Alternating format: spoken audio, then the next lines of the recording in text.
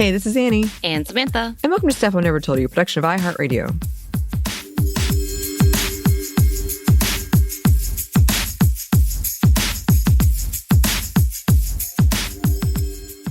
Y'all, and today we're doing things a bit differently. For our feminist book club, you know how we love to throw in different types of books and reading materials. And so today we decided we're going to take on a cookbook. Yeah. And I feel like we've been talking about Puerto Rican culture a bit more than usual, which I love. So it feels appropriate that we are actually going to feature Illyanna Maisonet's Diasporican, the cookbook, and it's a Puerto Rican cookbook. That's not a Puerto Rican cookbook, as she would say, I think. And this is from her website, IllyannaMaisonet.com. Illyanna Maisonet spent years documenting her family's Puerto Rican recipes and preserving the island's disappearing foodways through rigorous, often bilingual research. In Diasporican, she shares over 90 recipes, some of which were passed down from her grandmother and mother. Classics such as tostones, pernil, and arroz con gandules, as well as pinchos with barbecue guava sauce, rabbit fricassee with chayote, and flan de queso. There's a lot in there, y'all. There's a lot of it. It's a giant book, wonderful pictures, really great storytelling as well. Don't you agree, Anney? Yeah. She gives so much context and background and personal experiences. The photographs are amazing. And there's just so many different recipes in there, and all of them tell kind of the history of Puerto Rico and how they ended up there. So it was a great read with great recipes. Yes. And yeah, she really has a huge variety of recipes that we can use. For this, Anney and I decided to pick different recipes to try, and I actually did two because I was like, "Oh, these are easy. Let me do these two." And I will say, I think it's like cheat sheet level of like I picked recipes. I was like, ingredients I can find, very minimal cook time. Thank you very much.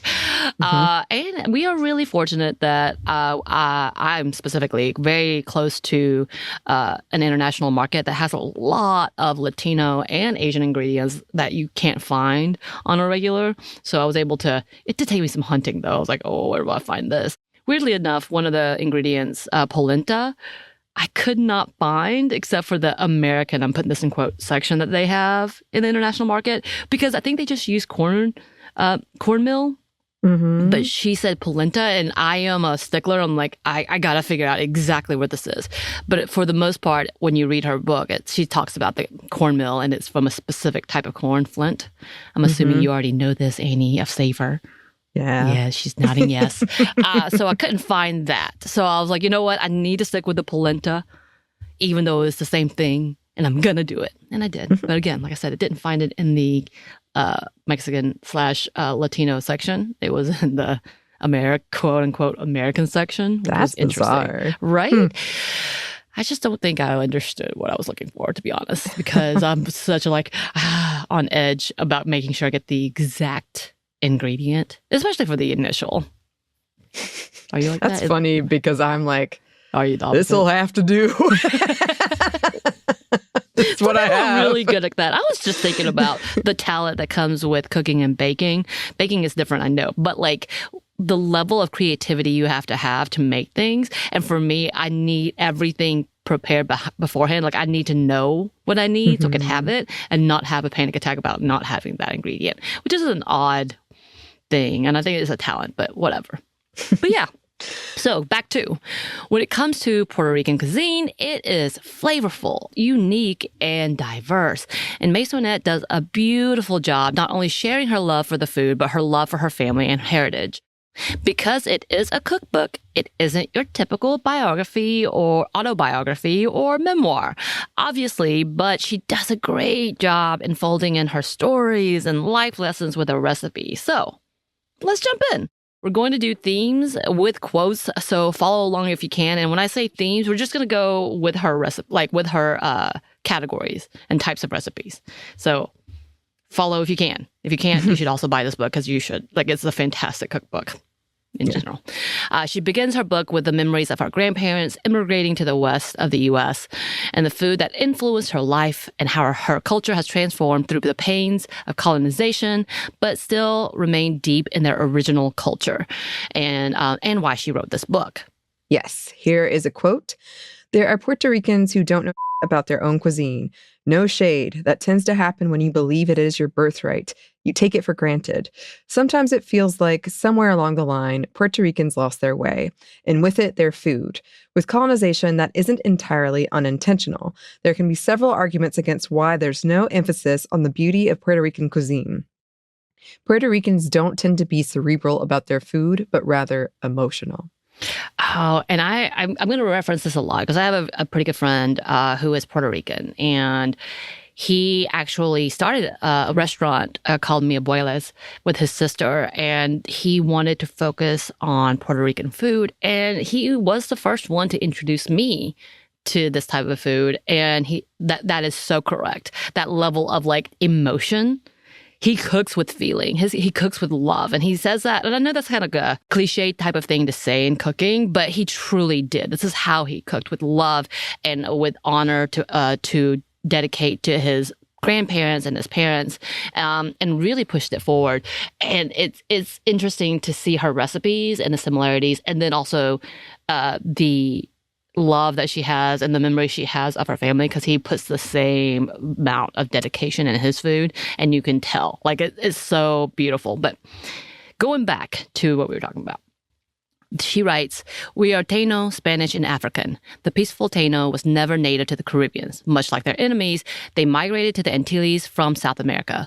Lots of Taino culture still runs through our veins and our vocabulary. Words such as barbecue, hammock, canoe, and iguana. The Taino presence is still felt of the island of Borinquen. The Taino called the island Borinquens, land of the brave Lord, which is why Puerto Ricans call themselves Boricuas to this day. My grandparents came to Sacramento from Puerto Rico in 1956, so my grandmother didn't adopt many of the gastronomic influences that the U.S. had on Puerto Rico. If we had ever added ketchup to her pasteles, she'd lose her mind." Which I think is funny because they do love some ketchup. When I was in Puerto Rico for a short time, they love their ketchup. I do too. I do too. And it's one of those things which, again, has a lot of downsides. But when you see like how cuisines come together, ketchup is one that shows up in a lot of different places. And you're like, Yeah. Oh, ketchup. And we're going to talk a little bit, but like the mayo ketchup, which that's one of their sauces, that is international. It's such a weird like phenomenon of the like mayo being huge, ketchup being huge, and they're like, we're going to combine these. Let's do this. And when he first introduced me, because I'm like, I hate mayo, but he was like, this is this. I'm like, I'm not making that. That's disgusting. Again, nothing to do with the culture. It's everything to do with mayo. I despise it so much. But yeah. And going back about Maisonet's own experience, she says, "I grew up in the unincorporated county of South Sacramento, a place that often feels forsaken. It was a neighborhood where you could tell what time of year it was by the activities being performed." And then she goes on, "It was a working class part of town consisting of a diverse immigrant population and a dining scene that reflected it. The smell of charred chiles and cooking tortillas and the sound of a wooden pestle pounding against the crook would escort you on your evening walks home. All smells and ingredients that would inevitably end up in my Californian, Puerto Rican, or Cali Rican cooking style. And that's why this is not a Puerto Rican cookbook. This book is for the Diasporican, the 5.5 million people living stateside who continue to cook the food of our homeland. This is for the tribe of the ni de aquí, ni de allá. Not from here, not from there." I thought that was beautiful. And I think it speaks to so many people, immigrants and refugees and people who have multicultural background. It reflects, that feeling of being assimilated, but at the same time keeping your own. And so what that looks like when you start diverging the two, and it's quite beautiful. So Maisonet starts off her cooking book with a 101 on traditions and flavors, as well as the ingredients or the tastes and seasonings of Puerto Rican cuisine. And she, of course, talks about washing of meat. I swear, I think I'm going to say just people of color who talk about this, because Asian people do this too a lot.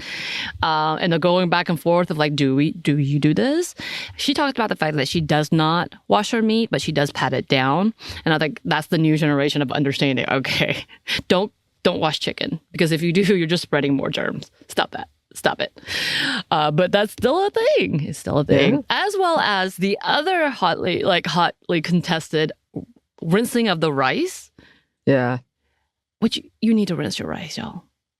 If you're making homemade, Annie's looking down. I have a feeling she does not. But I do rinse noodles. I rinse rice noodles, but not rice. I don't make sense. I'm an enigma. That's the opposite. Anyway, going back to, and of course, the different flavors and sauces like mayo ketchup, which we just talked about, which is essentially what you think it is. Yeah. Mayo and ketchup and combined. But it is a specialty sauce that they name mayo ketchup. At least it's on point. I will say that. You know, the interesting thing, though, is being on a food show, every now and then I'll just say something and people will write in and they'll be like, actually, this is a huge thing in Utah. I'm pretty sure they call it fry ketchup. And it's mayo and ketchup. But they call it fry ketchup and I'd never heard it. Fry sauce? And you know what that is in like the South? Thousand Island. Yeah, that's the thing. We have all these Thousand regional Island dressing, which I never liked and I cannot stand. And I knew it from childhood. And my mother tried to trick me into eating.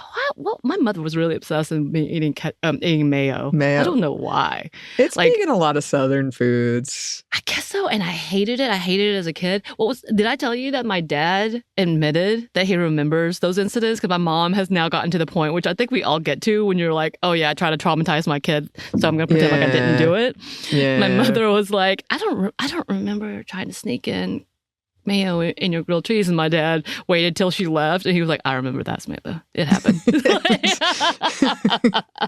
Never fear. I'm right here with I felt validated. I was like, thank you. And he did it in front of my partner. So I was like, see? Anyway, but Thousand Island was my family's dressing. So because I didn't like it, she eventually relented and got me Italian. Yeah. But like for the longest time, that was also a point of contention in our house because I did not like it. Turns out it's just pretty much mayo ketchup with relish, which makes it worse to me, but whatever.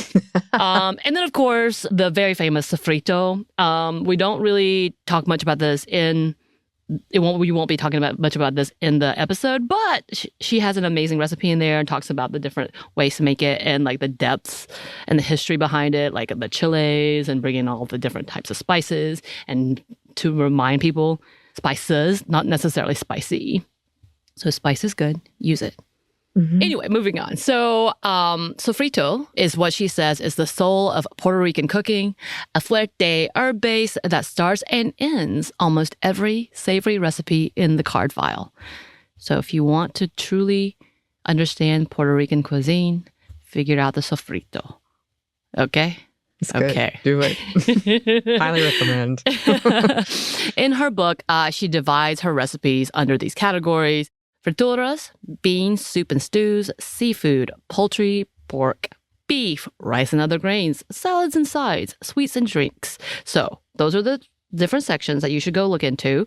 We're going to talk a little bit about each section. And then when it comes to the section that Annie and I cooked from, which is not till the end because... yeah. Gotta wait. Gotta hold you in suspense. Yes. But yeah, so we're gonna go talk a little bit about them. But there's so many different recipes, and the history of the food in Puerto Rico is pretty heartbreaking and enlightening at the same time. So you really should get this book. BT Dubs, a shout out to Cult Flaves, which is a YouTube channel / I watched them on TikTok as a couple who reviews different books and how like accessible it is. And they recommended this book and loved this book. And I was like, yeah. So that's kind of where I got this book from, FYI. So going to frituras or fritters, she begins the chapter talking about her angsty teenage years and about how her family was interconnected or reconnected through the bacalotos. And this is what she writes about it. Before you even taste the flavor of bacalato, you hear the crunch, the shatter. The center was toothsome like our gentes, our people's resistance. salty from the tears we've shed, but the edges were delicate and vulnerable, like when we reveal our underbellies. Abuela Emilia's bacalato was also familiar. I had eaten it before because it was my Nana's bacalato. They hadn't seen each other in 40 years, but their identical bacalatos proved they were still connected, whether they liked it or not. And oh man, this sounds amazing. I love the way she wrote this. And I do remember these. I did eat some in Puerto Rico, and I'm like, yeah, I want one. I'm craving it now. Like, I want to. This is something you would dip in the mayo ketchup. Some people would. Breaking their hearts. But I just know, like, kind of right up there with the tostones, which I have made.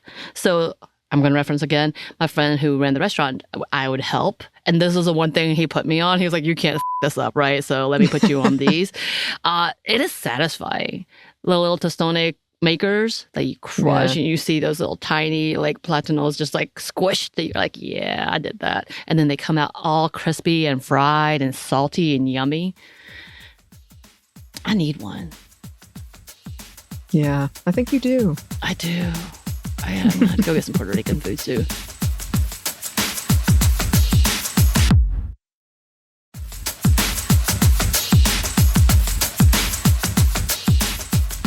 And then the next chapter is beans, soup, and stews. She writes this about her grandmother, and I thought it feels so familiar. Just when you talk about soups and anything stews and hearty, you know this. And also, when it comes to Latina cultures and Puerto Rican cultures, beans are on a different level. You know, when you have these beans, it's not what you would get from my white mother. I love you, Mom. But I don't like your black-eyed peas. Anyway, moving on. Here's what she writes. When guests line up in the warm kitchen, the frenzy of gathering and passing plates and utensils begin. We serve ourselves from the steaming pots of beans and rice on the stove, grabbing a few tortillas. We sit down at the aged dining room table and silently dig into our homemade tortillas, beans, and rice. Homemade. The beans are simple, only 5 ingredients, and yet they are buttery, creamy, salty, and floral. They are meaty and melty. We're all thinking, this is the single best thing I've eaten in a long time. My Nina apologizes for not having company-appropriate food in the house. She complains that the tortillas are tough. They are not. And the beans are too simple. They're not. And my mom finally tells her, oh, will you shut up and eat? And that makes me feel warm and fuzzy inside. I feel like this is just all cultures when it comes to a matriarch in general, that they know that they made something good, but they have to, just in case, downplay it and criticize it and wait for the compliments to roll in. But I will say for myself, and I think for a lot of, especially Southern women, they really do doubt that. They really are like questioning whether or not it's that good, and then people have to validate. It's not it's not passively aggressive things. It's not for everyone. But it's truly like, it's not my best. This is how I would improve it. But everybody's like, no, it's amazing. Shut up. Yeah, my mom is really bad about this. Everything, she's like, oh, I should have added this and I shouldn't have done this. This is too dry or this is too... And we're all like, this is delicious. We love it. And she's even said, you know, if you cooked for me, I wouldn't have this. I wouldn't be like, oh, it should have had this or this or this. It's only when she did it. Yeah. So that's self-criticism, but it's always delicious. And like having that, like the kind of, there's like a bean soup-ish, and she immediately says, beans are not stew. This is not soup, but it's a meal that could stand on its own. And it really is like having a good, actually well-made, like Mexican, Puerto Rican beans. It's so satisfying. It's just delicious. And you eat it up with that rice. And a homemade tortilla, I will always pick that over. I will pay the extra $2. Give me the homemade tortilla. Yes. There's something to it. I remember, I went to Mexico. That's what, and like watching them, many going into the smaller villages where they did still do the wooden stoves or the fire stoves outside or like separately from their home because it was a danger, and watching them do those, magic. And the taste, it was just flour and water, but it's delicious, or corn and water. Amazing. Yeah. Yeah. I was in Mexico once and I just went down like an alleyway to the first restaurant I found, and it was like some of the best tacos I've ever had in my entire life. Bar none. Like, amazing. When things are homemade, Mm-hmm. It was so good. there's a difference. There is. Yeah. There is. Okay. Moving Now on. you're getting to experience what I go through with Savor all of the time. I would be in trouble. Every time you're like, I have to get this and this and this. Yeah. Well, that's what I do with watching food, like watching TV, especially like culinary shows. I'm like, well, I have to eat that now. Yep. That's just how it is. That's just how it is. Well, moving on, that does bring us to the next section, which was on seafood. Here's a quote. People think of seafood when they think of the islands, but are often disappointed when they go to Puerto Rico. I'm frequently asked, where's the fresh seafood? The easiest answer that I can offer is they export most of it. Between pollution and the complex regulations governing local fishing, the island's own fishing industry could never truly develop. Right. And I know you probably have a lot to say on this, because have you talked about like the export-import of Puerto Rico? Yes. And we've also talked about it specifically in this case, I would say Hawaii, because they also kind of got hamstrung by U.S. laws about fishing and where you can fish and when you can fish, when they had been doing it responsibly for like ever, but they were getting punished for it.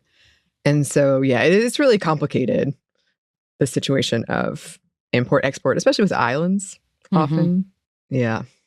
And when it comes to, I knew more about the history of Puerto Rico, again, because I did spend some time there, and it's pretty rough. The statehood of Puerto Rico, the desire to be independent from the U.S., rightly so, the history of colonization that happened on Puerto Rico, and just the chaos that happens. We saw this with Hurricane Maria, how little the U.S. government did in helping them and assisting them. And they're still struggling. They're still struggling with the aftermath. And we know they're continuing to be bombarded with different hurricanes and storms that have happened and continue to happen.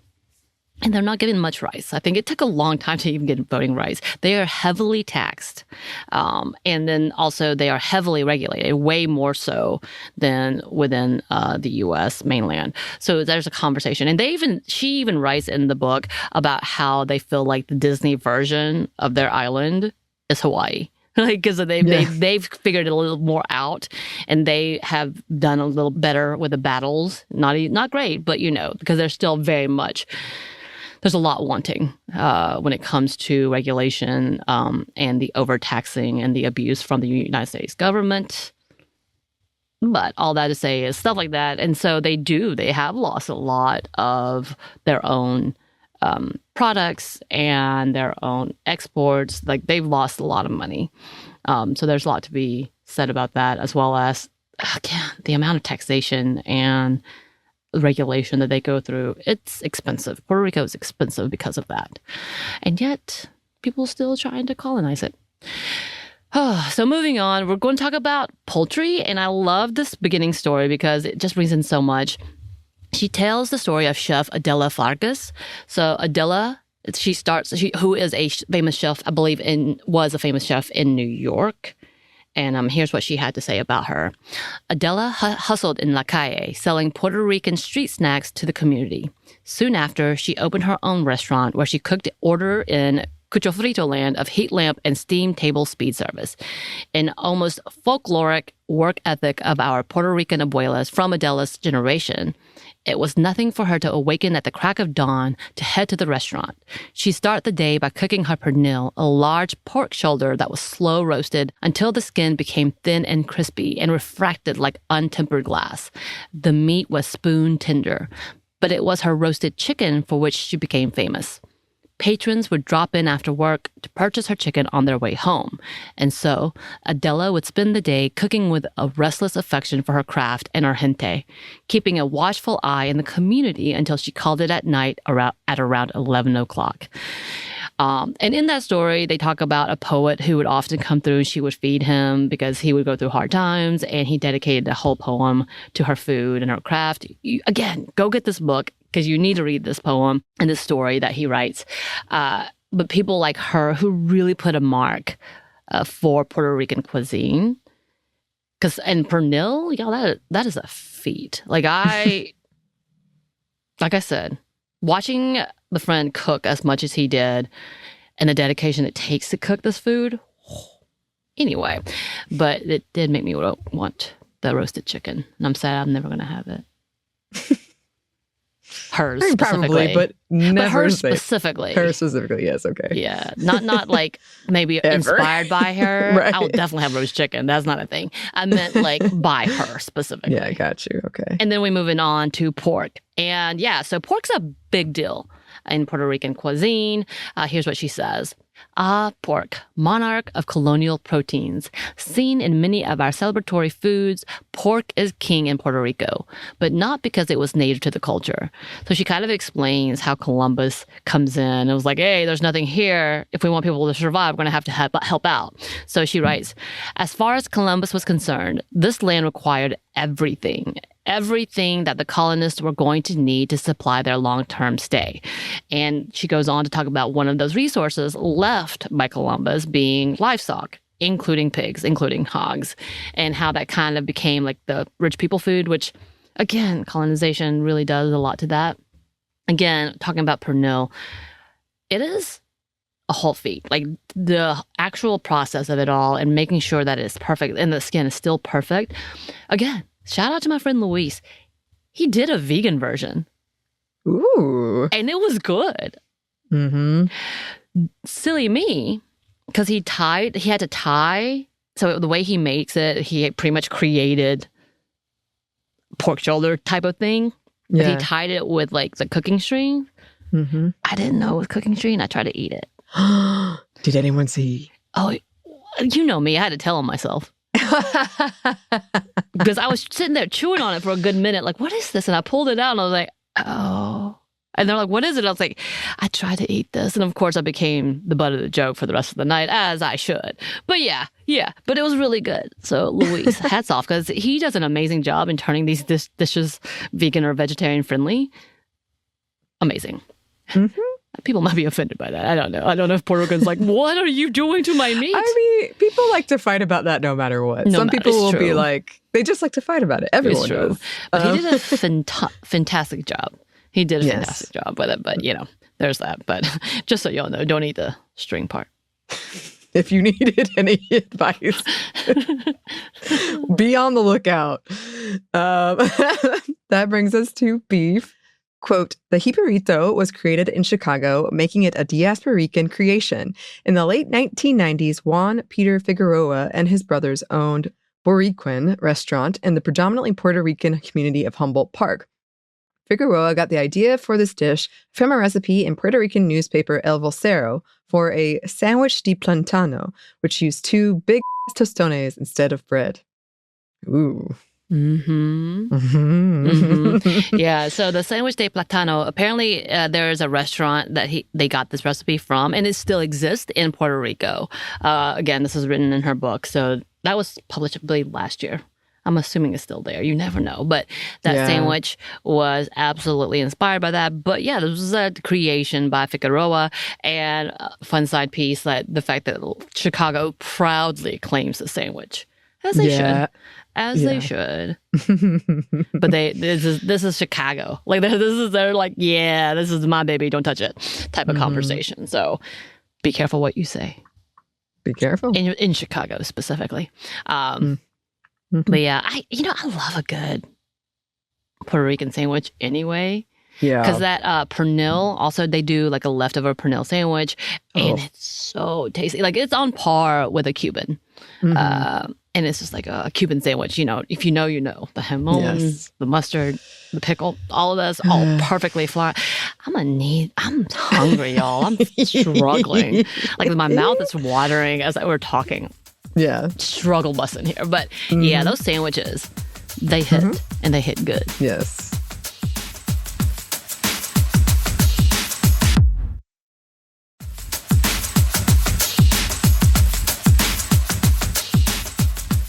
But moving on to the rice and other grains. And here I start my venture, Anney. And I decided again I would make the funche. And here's what she wrote about funche.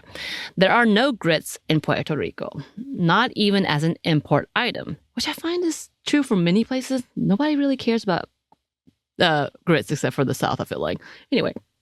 But cornmeal has been utilized by the inhabitants of the island since long before the conquistadors' baby blues sparkled on the horizon. Just as grits are mostly eaten for breakfast in the American South, funche is mostly eaten for breakfast by the older Puerto Ricans. I feel like I just got called out because I was like, yeah, I'll eat this. But it's okay. And in talking about corn, she goes on to say, the relationship between Puerto Rican and corn goes back further. Despite what many stateside assume is a love affair between Puerto Ricans and rice, corn was a staple that was essential to the indigenous Taínos who inhabited Borinquen long before Europeans landed. The Taínos planted and harvested corn in fertile soil and were even documented as preparing corn dumplings. So this was in conversation about where rice came from, and that was actually a colonial thing. They did not have rice beforehand, but they've had corn. And I think that's kind of the story about like North America in general, like having corn first and what that looks like. And yeah, so I made this dish. This is my adventures in trying to find polenta, and I finally found it. It took me forever. I looked like an obvious foreigner in the aisles of the Latino grocery section that I was like, I don't know where this is. Finally found it, and it is really delicious. It's a little bit sweeter. So according to Maisonet, her grandmother would do condensed milk and cinnamon and brown sugar, so it was very sweet. So kind of oatmeal porridge, which I feel like we need to have this conversation in food in general about how porridge is worldwide. Like it is a version of it, whether it's rice, whether it's corn, exists. And like everybody eats it and everybody finds healing within those dishes. I love it.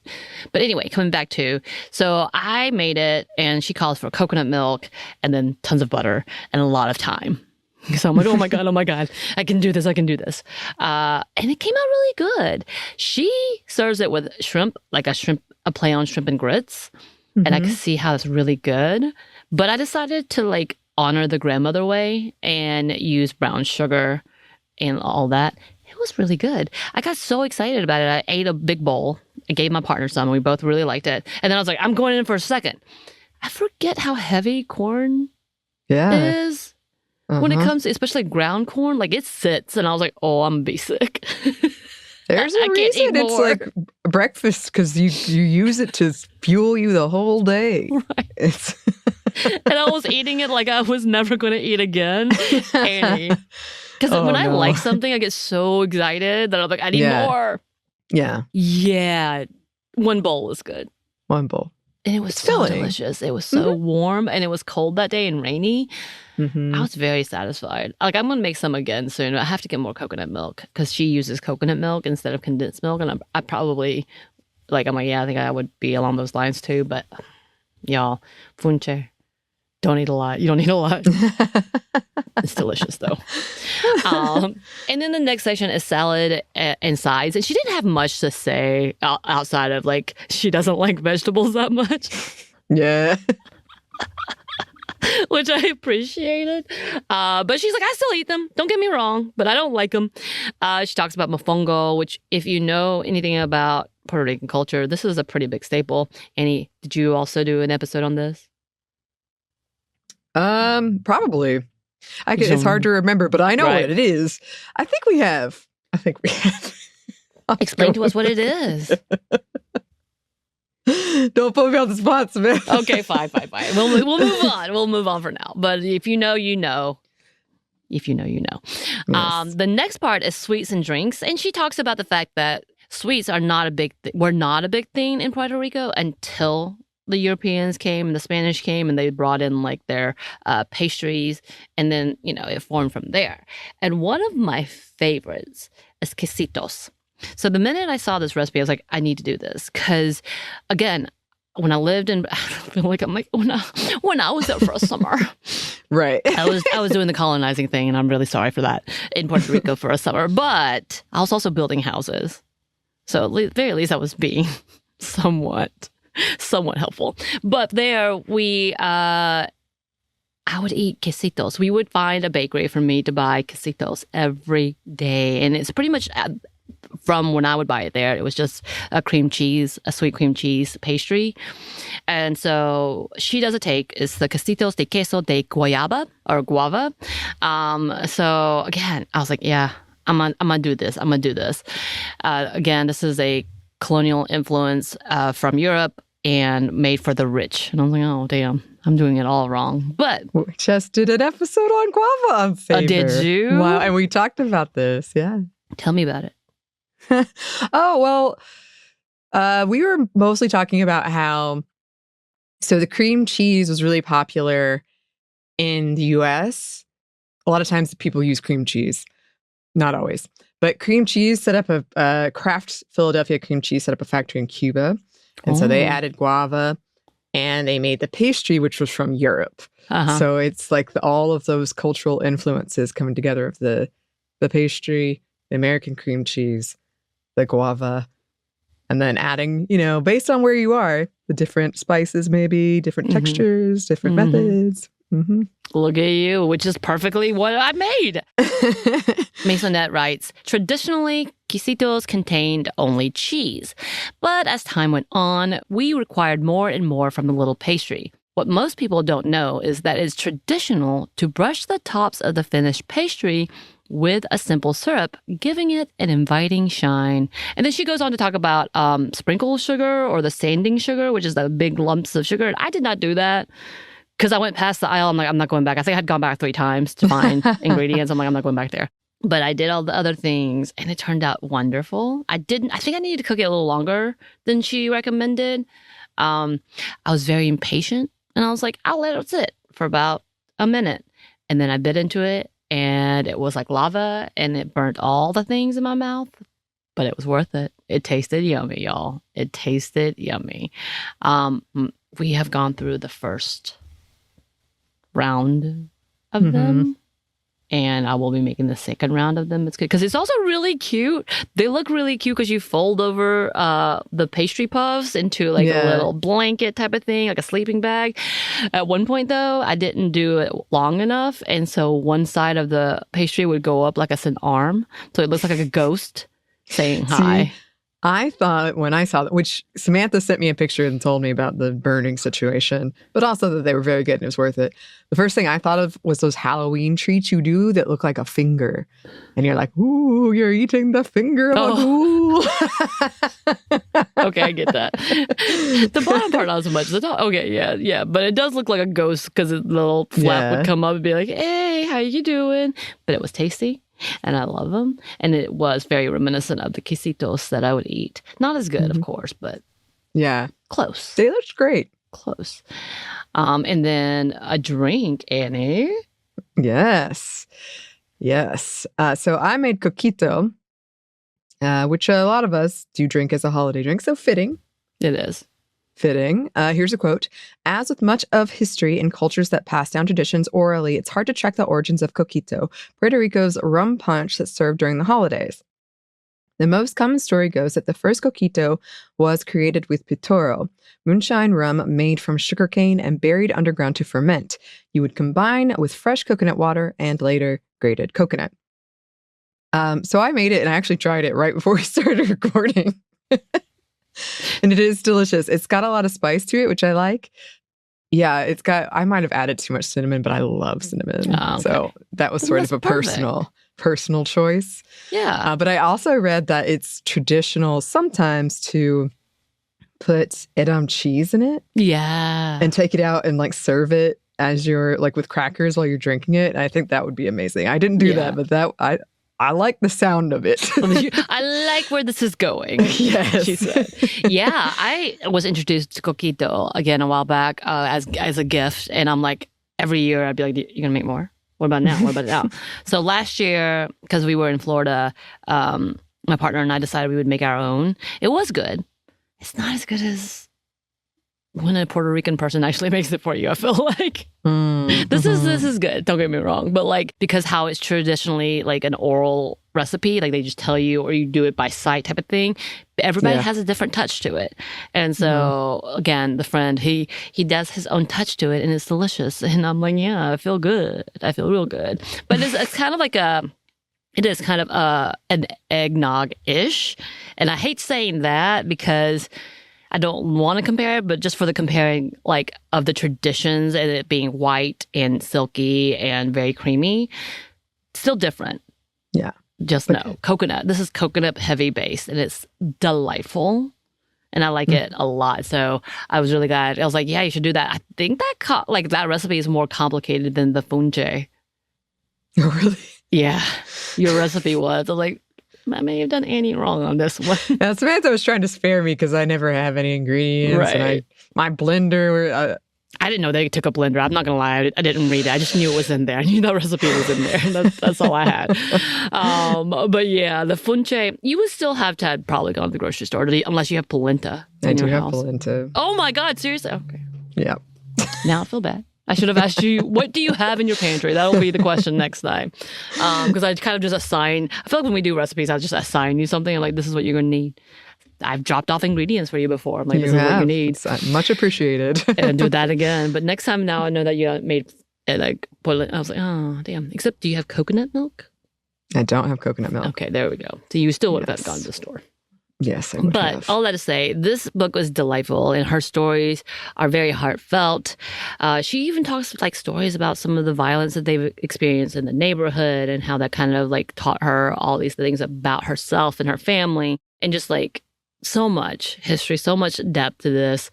She was like the first, I believe, Puerto Rican food critic in the country, which is like, what? Because I think she's younger than me for sure. So all of those things, this is her first cookbook and she's already gotten a James Beard Award for it, as she should. Like all of these things are so accessible. Her writing is accessible. Some of the ingredients are difficult. I think if you start looking at some of the soups, which I love the stews. Like the friend actually came over to my house as a parting gift because he was moving and made me this. Mm-hmm. He pretended to be my personal chef. I was like, please stay here forever. Making me some of the soups and the stews that I love, the seafood stews and all the good flavors. Because even though the spices and like the ingredients are different from Korean culture, there's still a familiarity. And there is a conversation about how Chinese food actually, and Chinese immigrants did influence Puerto Rican cuisine as well. So it's interesting to see how the different layers go when it comes to cuisine. But yeah, this book is amazing. If you love cooking, if you love experiencing new types of food to cook, you should definitely buy this. Buy this, make some recipes, tell us how it goes, and then also give us advice on how to cook it ourselves. Yes. Yes, please do. Recipes always welcome. Especially like, I just love hearing people's own, if you don't mind sharing. I get if you're like, never, this is my recipe. But I like hearing like people's different traditions around the holidays and what they eat, or for comfort food, always welcome. Let us know. Or if there's another cookbook you think we should talk about, let us know about that too. Because this was fun. This was so fun. Yeah. You can email us at StephanieMomStuff@iHeartMedia.com. You can find us on Twitter and Blue Sky at MomStuffPodcast, or on TikTok and Instagram at Stuff I Never Told You. We're also on YouTube. We have a TeePublic store, and we have a book you can get wherever you get your books. Thanks as always to our super producer Christina, our executive producer Maya, and our contributor Joey. Thank you. And thanks to you for listening. Stuff I Never Told You is a production of iHeartRadio. For more podcasts from iHeartRadio, you can check out the iHeartRadio app, Apple Podcasts, or wherever you listen to your favorite shows.